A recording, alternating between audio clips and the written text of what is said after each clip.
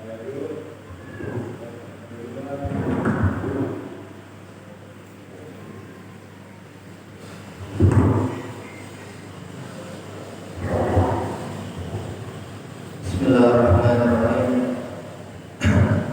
Assalamualaikum warahmatullahi wabarakatuh.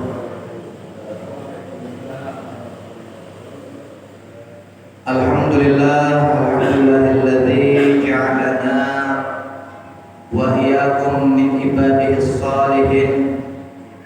Asyhadu an la ilaha illallah wahdahu la syarika lah. Al-Malikul Haqqul Mubin. Wa asyhadu anna sayyidana Muhammadan abduhu wa rasuluhu shadiqul wa'dil amin. Allahumma shalli wa sallim wa barik ala sayyidina Muhammadin wa ala alihi wa sahbihi ajma'in, amma ba'du. Hadirin jamaah salat subuh yang dirahmati Allah Subhanahu wa ta'ala, marilah kita pertama-tama kita panjatkan kehadirat Allah Subhanahu wa ta'ala atas nikmat yang Allah berikan kepada kita, yaitu berbagai nikmat yang Allah berikan kepada kita, nikmat sehat walafiat, nikmat panjang umur, nikmat bermuajahah, yang paling utama adalah nikmat iman dan Islam. Selawat serta salam mari kita limpah curahkan atas penghulu kita, Nabi yang agung, Nabi besar yang mulia, Nabi kita Muhammad sallallahu alaihi wasallam, beserta para keluarga dan sahabatnya. Mudah-mudahan kita kelak semua mendapatkan syafaatul uzma dari baginda Nabi besar kita Muhammad sallallahu alaihi wasallam di yaumil kiamat nanti. Amin ya rabbal alamin. Bapak Ibu yang dirahmati Allah Subhanahu wa taala, Allah Subhanahu wa taala berfirman dalam Quran surat Al-Imran ayat 97, di mana kata Allah Subhanahu wa taala, a'udzubillahi minasyaitonir rajim, bismillahirrahmanirrahim. Walillahi 'alan nasi hajjul bayti man istata'a ilaihi sabila wa man kafara fa innallaha ghaniyyun 'anil 'alamin. Bahwasannya kewajiban manusia terhadap Allah Subhanahu wa taala yaitu adalah melaksanakan ibadah haji di bulan Dzulhijjah. Haji yang ia kerjakan adalah bagi orang-orang yang mampu melaksanakan perjalanan ke sana. Karena bulan Dzulhijjah ini Allah Subhanahu wa taala telah melipat gandakan apa yang kita berbuat, apa yang kita kerjakan selama itu adalah kebaikan, maka Allah Subhanahu wa taala menggantinya dengan pahala yang berlipat ganda. Momentum ini, kesempatan ini dalam bentuk taqarrub ilallah, mendekatkan diri kita kepada Allah Subhanahu wa taala. Oleh karena itu kita ambil kesempatan ini. Hikmah daripada bulan haji atau bulan Dzulhijjah, yang pertama hikmahnya adalah bahwasannya kita memakai dua helai pakaian ihram, dua bungkus yang membungkus tubuh kita, adalah bahwa kesetaraan manusia itu di hadapan Allah itu sama. Yang membedakan kita dengan manusia lainnya adalah inna akramakum indallahi atqakum. Baik saya maupun jamaah mempunyai baju yang sama. Ini menandakan manusia semua sama di mata Allah Subhanahu wa taala. Akan tetapi yang membedakan manusia dengan diri kita dengan manusia lainnya adalah ketakwaan kita kepada Allah Subhanahu wa taala. Hikmah berikutnya yang kedua adalah bahwa pelaksanaan bulan haji ini di mana manusia di sana melakukan tawaf mengelilingi Ka'bah adalah hinar-binarnya manusia berkumpulnya ia di sana semata-mata ia mengharapkan pertolongan dari Allah Subhanahu wa taala. Kemudian sa'i lari-lari kecil adalah kemampuan manusia untuk berikhtiar di jalan Allah, sebagaimana ikhtiar ini dilakukan oleh istri daripada Nabi kita, Nabi Ibrahim alaihissalam.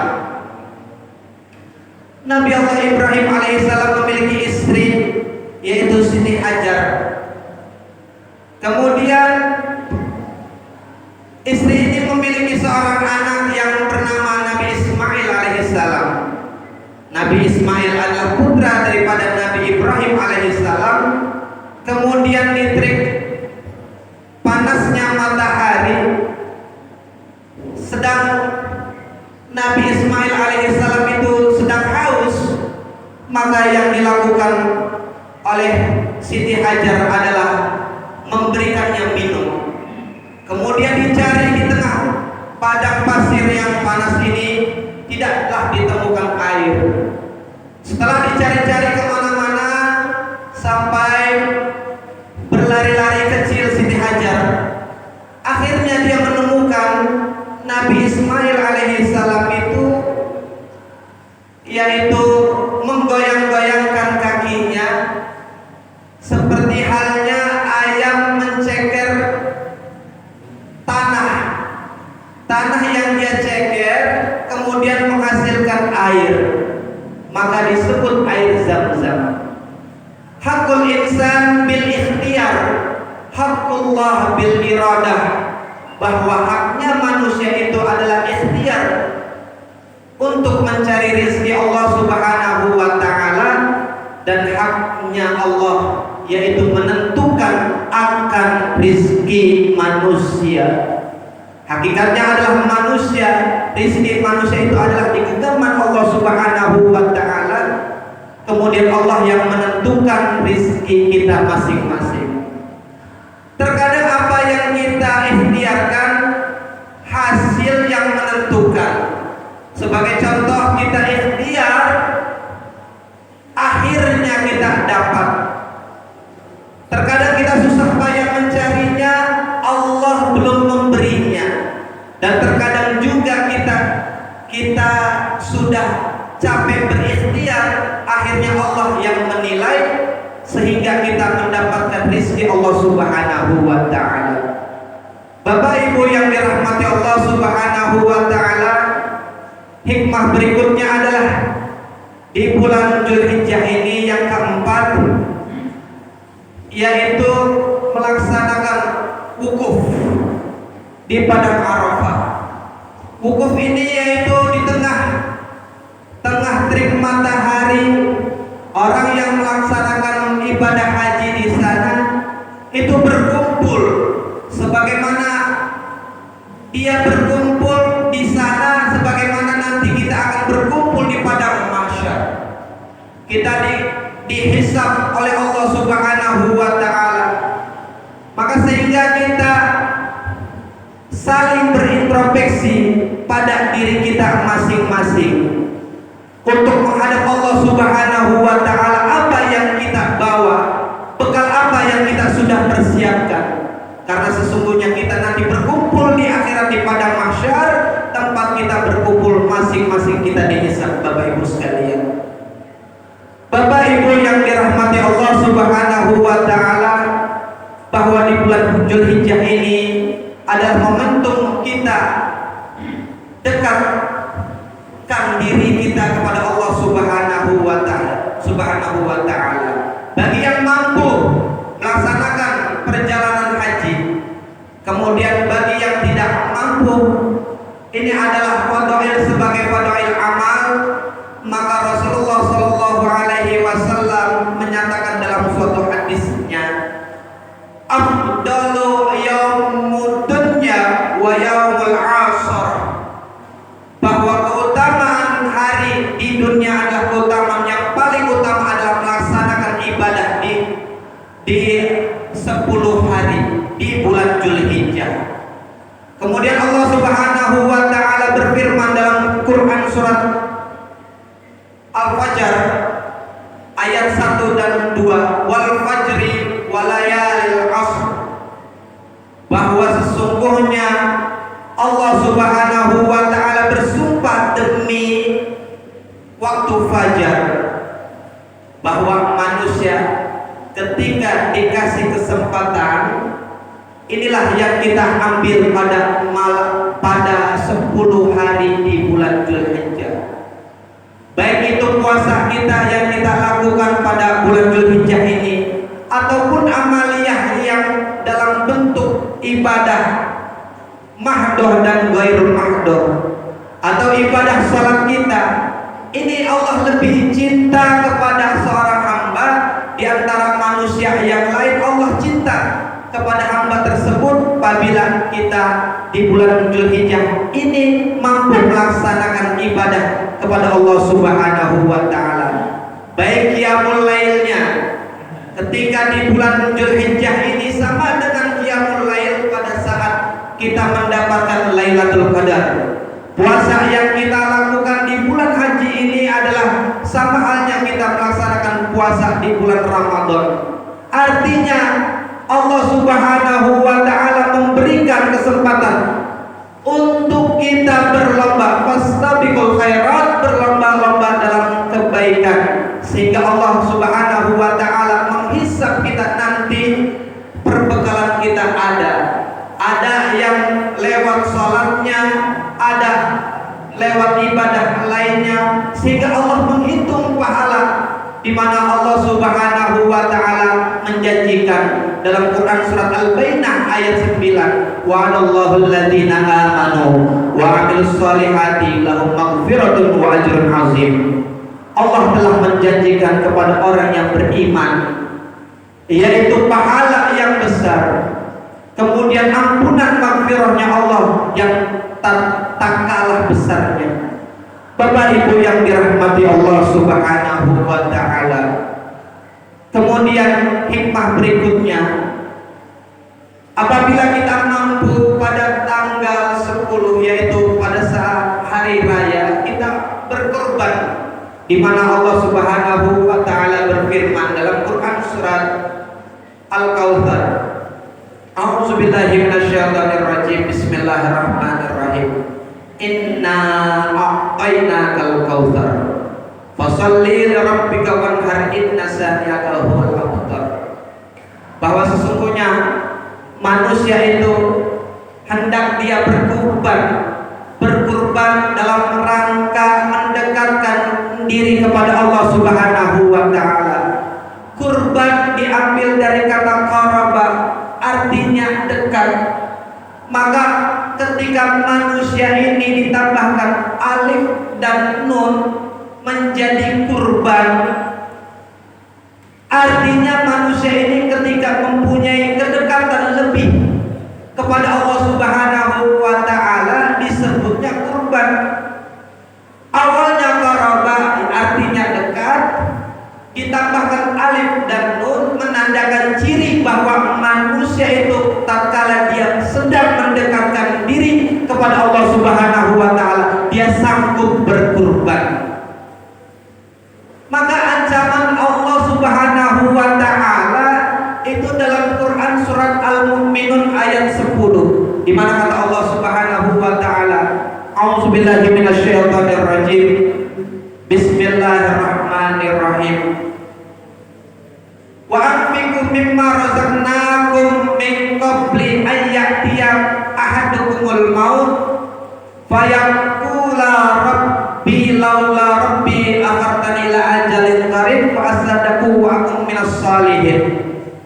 Ketika Allah memberikan seorang munafik, orang yang munafik ini tidak mengerjakan apa yang Allah Subhanahu wa ta'ala berikan kepadanya, infak yang Allah berikan, nafkah yang Allah berikan kepada seorang hamba berupa rizki, kemudian orang munafik ini maka dia tidak mengerjakan, sehingga nanti ia menyesal ketika tatkala dia mendekati kematian, sehingga dia berkata, ya Allah, tangguhkanlah saya, berikanlah saya panjang umur dan kesempatan hidup satu kali lagi agar saya menginfakkan harta saya di jalan Allah Subhanahu wa ta'ala, agar saya melaksanakan perintahmu, mengerjakan segala perintahmu. Dan orang munafik ini tidak diberikan kesempatan oleh Allah Subhanahu wa ta'ala tatkala dia telah wafat. Karena ketika dia diberikan kehidupan sekali lagi, pasti orang munafik ini lupa, sehingga dia tidak diberikan kesempatan oleh Allah Subhanahu wa ta'ala untuk hidup yang kedua kalinya. Kita tahu orang munafik itu apabila dia berkata pasti dia dusta, apabila dia berjanji pasti dia mengingkarinya. Begitu juga orang munafik. Maka Allah Subhanahu wa ta'ala itu tidak memberikan kesempatan kehidupan untuk yang kedua kalinya. Bapak Ibu yang dirahmati Allah Subhanahu wa ta'ala, sehingga orang yang mempunyai rezeki lebih, ia tidak sanggup melakukan atau tidak sanggup mendekatkan diri kepada Allah dengan cara berkurban, maka akibatnya fatal, Bapak Ibu sekalian. Di mana malaikat ini mencatat aktivitas daripada keseharian manusia, dan malaikat itu selalu berdoa, Bapak Ibu sekalian, pada pagi hari dan petang, Allahumma, yang artinya bahwa ya Allah, berikanlah keberkahan hidup bagi manusia yang menjalankan perintahmu, yang menginfakkan hartanya di jalanmu.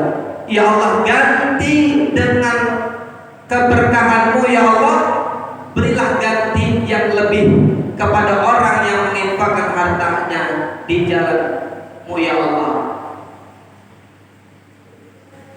Juga malaikat akan memberikan sumpah kepada orang yang tidak atau enggan ketika mempunyai rezeki lebih, itu tidak mengeluarkan hartanya di jalan Allah, maka malaikat berdoa kepada Allah Subhanahu wa ta'ala, ya Allah, hancurkanlah dengan sehancur-hancurnya orang yang enggan menginfakkan hartanya di jalan-Mu ya Allah, dengan sehancur-hancurnya. Maka orang-orang yang berakal ini mengambil kesempatan itu daripada ibadah yang kita kerjakan dalam rangka kedekatan kita kepada Allah Subhanahu wa ta'ala. Ulaika kal an'am bal hum adall. Manusia itu lebih hina daripada binatang, bahkan manusia itu menyesatkan. Ulaika humul ghafilun, bahwa manusia itu lalai. Pada hakikatnya manusia adalah makhluk Allah yang diberikan kesempurnaan dalam bentuk penciptaan. Kesempurnaan ini lebih daripada makhluk Allah yang lainnya, bahwa manusia itu lebih mulia dibandingkan hayawan. Manusia diberi akal, selain daripada manusia diberi akal, maka manusia itu dibaguskan dalam penciptaannya oleh Allah Subhanahu wa ta'ala. Lewat berkorban ini yang kita korbankan yaitu berupa hewan ghanam dan hewan kurban lainnya seperti sapi. Bapak Ibu yang dirahmati Allah Subhanahu wa taala, peristiwa ini adalah berdasar bahwa Nabi Allah Ibrahim alaihissalam, ada suatu riwayat Nabi Allah Ibrahim itu menghidangkan makanan, mampu menyembelih hewan kurban sebanyak 100 onta dan 1000 ekor kambing. Bapak Ibu yang dirahmati Allah Subhanahu wa taala, kemudian Nabi Allah Ibrahim dipuji oleh makhluk Allah yang lainnya. Manusia memujinya, malaikat memujinya, malaikat mendoakan Nabi Allah Ibrahim alaihissalam karena Nabi Allah Ibrahim alaihissalam bentuk kedekatan dia kepada Allah Subhanahu wa taala terucap. Jangankan kambing atau hewan kurban lainnya, onta yang 100 dia sembelih, kambing 1000 yang dia sembelih. Jangankan itu dalam rangka kedekatan dia kepada Allah Subhanahu wa taala, bahkan anak, ketika saya dikasih anak saya, hewan apa anak pun saya akan sembelih dalam bentuk ingin mendekatkan diri kepada Allah Subhanahu wa taala. Dalam suatu riwayat lainnya, Nabi Ibrahim itu kelepasan omong. Dia ingin mendekatkan diri kepada Allah Subhanahu wa taala sehingga yang lainnya dia singkirkan. Jangankan hewan kurban, anak pun saya sembelih jika Allah mau. Pada saat itu Nabi Allah Ibrahim alaihissalam tidak punya anak, sehingga dia bebas-bebas saja berkata demikian. Sama halnya kita Bapak Ibu sekalian, ketika kita tidak punya motor, apa yang kita lakukan? Kepingin motor, kita berucap. Tatkala saya punya motor, siapapun saya bonceng.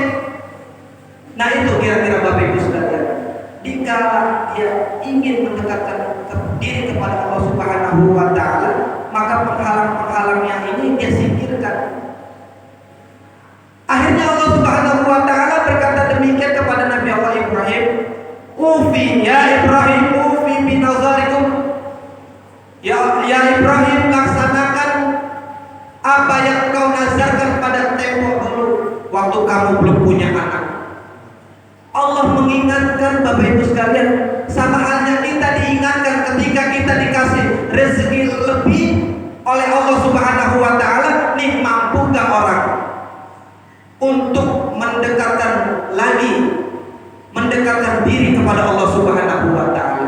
Mampu gak orang ini berinfak tatkala dikasih kaya? Jangan sampai Allah mengecap Bapak Ibu sekalian termasuk golongan orang-orang pelit. Nauzubillah min zalik. Karena al-bakhilu qaribun minallah. Al-bakhilu adullah. Bakhil itu adalah musuh Allah Subhanahu wa taala. Qaribun minan nar, dia dekat kepada api neraka. Wa ba'idun minan nas, dia jauh dari manusia. Manusia, kita lihat Bapak Ibu sekalian, bahwa manusia tidak akan mendekati orang yang pelit. Sama halnya Rasulullah Shallallahu Alaihi Wasallam, orang yang pelit jangan masuk di lingkungan kami, kata Rasulullah Shallallahu Alaihi Wasallam. Bapak Ibu yang dirahmati Allah, as-sakhiyu qaribun min Allah, bahwa orang yang dermawan itu dekat dia kepada Allah Subhanahu wa taala. Wa qaribun minan nas, semua manusia, bahwa orang yang dermawan itu manusia mendekatinya. Wa ba'idun minan nar, dan api neraka jauh daripadanya. Sebaliknya orang yang pelit, kata Rasulullah sallallahu alaihi wasallam, al-bakhilu ba'idun minallah wa ba'idun minan nas wa qaribun minan nar, bahwa manusia pelit itu jauh daripada Allah Subhanahu wa taala. Manusia enggan mendekatinya dan juga api neraka dekat padanya. Bapak dirahmati Allah Subhanahu wa taala, Sayyidina Ali karamallahu wajhah berkata bahwa orang pelit itu dia susah di dunia, tapi ketika nanti dia datang kepada Allah, Allah Subhanahu wa taala menghisapnya seperti orang-orang kaya. Betapa rumitnya orang pelit, Bapak Ibu sekalian. Orang yang punya hartanya melimpah ruah, mampu melaksanakan perjalanan ke Baitullah, rumah Allah, yaitu melaksanakan haji di bulan Dzulhijjah. Kemudian orang yang hartanya melimpah ruah, dia mempunyai kesempatan berangkat ke sana, tapi tidak mengambil kesempatan itu, amat sangat disayangkan. Haji yang kita lakukan atau orang-orang yang mempunyai kesempatan untuk pergi ke sana, ada juga di kalangan orang mempunyai banyak harta tapi tidak mampu mengadakan perjalanan ke sana. Ada, Bapak Ibu sekalian. Ada. Harta banyak, uang punya, ketika panggilan haji kesempatan itu ada. Yang tidak diberikan kesempatan oleh Allah Subhanahu wa taala. Mungkin tahun ini dia sudah menabung, mengambil kesempatan pergi haji, akhirnya Allah tidak mengizinkan karena sakit. Maka kategori mampu itu baik jasmani maupun rohani. Orang yang jasmaninya kuat,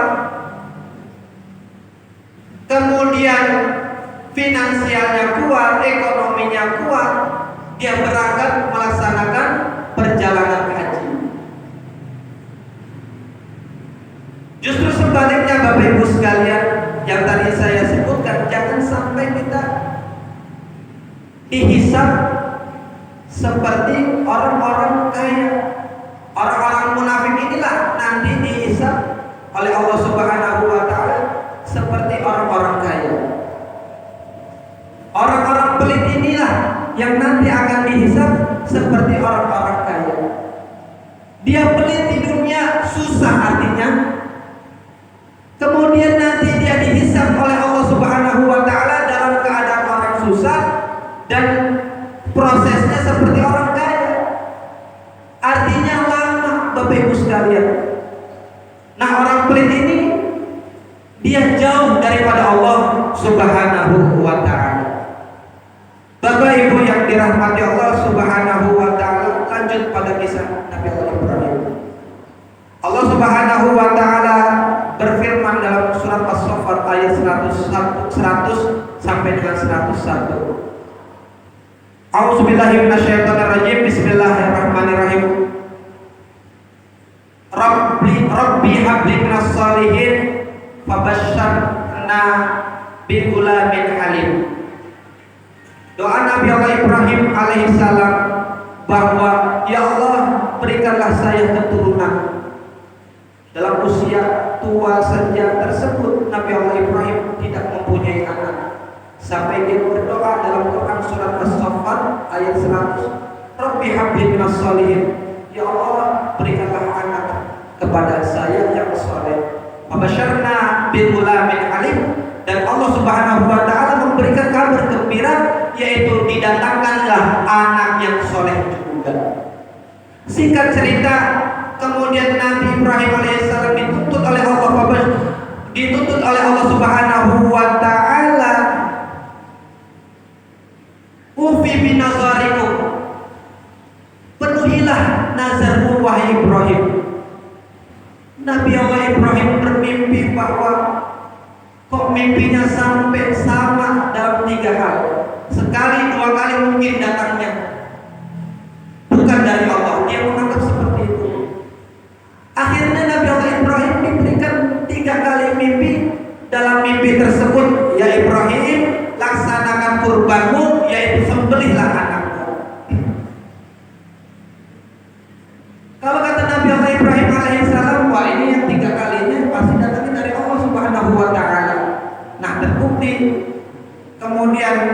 kemudian Nabi Ismail alaihissalam beranjak dewasa, diajak ngomong oleh bapaknya yaitu Nabi Allah Ibrahim alaihissalam. Wahai nak, saya bermimpi sampai 3 kali Allah Subhanahu wa taala menyuruhku untuk menyembelihmu. Akhirnya dilaksanakan persembelihan itu karena Nabi Allah Ismail alaihissalam adalah termasuk orang-orang yang soleh, dia siap untuk dieksekusi. Kemudian Nabi Allah Ibrahim alaihissalam membawa putranya, kemudian mengeksekusinya di tengah-tengah padang pasir sehingga ingin disembelih, kemudian tidak tajam. Penyembelihan pertama itu leher yang siap disembelih itu mempunyai kekuatan lebih sehingga pedangnya itu tidak sanggup untuk menebas lehernya daripada Nabi Allah Ismail alaihissalam. Kemudian diasah pisau yang tajam sampai ketiga kalinya itu pada saat Nabi Allah Ibrahim alaihissalam menyembelih diganti oleh Allah Subhanahu wa taala yaitu dengan seekor kibas atau kambing yang besar. Bapak Ibu yang dirahmati Allah Subhanahu wa taala, bahwasannya kurban ini adalah seekor kambing yang kita berkurban di dalamnya, bukan mengorbankan anak. Yang kita korbankan bukan mengorbankan anak dalam rangka mendekatkan diri kepada Allah Subhanahu wa taala. Tujuannya yaitu berkurban, bahwa sesungguhnya manusia itu tidak bisa dikorbankan karena mempunyai akal pikiran yang lebih. Manusia dikasih akal dengan cara berkurban lewat hewan. Karena manusia ini dalam bentuk penciptaan yang lebih, dikasih akal, dikasih kesempurnaan, lebih bagus penciptaannya daripada hewan, sehingga yang dikorbankan adalah hewan. Karena manusia mempunyai akal yang lebih. Bapak Ibu yang dirahmati Allah Subhanahu wa taala. Nah, sifat-sifat hewani ini kita hilangkan. Tujuan berkurban adalah mengorbankan hewan dan kita sembelih hewan tersebut dalam rangka menghilangkan sifat, tujuannya menghilangkan sifat hewani yang ada dalam diri kita. Kelebihan daripada manusia itu mempunyai kelebihan daripada makhluk Allah atau ciptaan lainnya. Manusia dikasih akal, dikasih nafsu, hewan dikasih nafsu, tapi tidak diberikan akal. Bahwa manusia diberikan nafsu sampai akalnya, sampai nafsunya mengalahkan akal. Betapa banyak orang yang diberikan nafsu sampai nafsunya mengalahkan akal. Sebagai contoh, seorang bapak bisa meniduri anaknya, atau seorang adik atau kakak bisa meniduri saudara kandungnya. Ini nafsunya mengalahkan akal, sehingga kemaksiatan dia tidak mampu mencegahnya. Kemaksiatan yang Allah kasih kesempatan untuk bermaksiat, dia ambil. Kalau orang yang beriman, Allah menyediakan baik dan buruk. Ketika datangnya keburukan dari Allah Subhanahu wa taala, manusia itu tidak akan mengambil kesempatan buruk itu.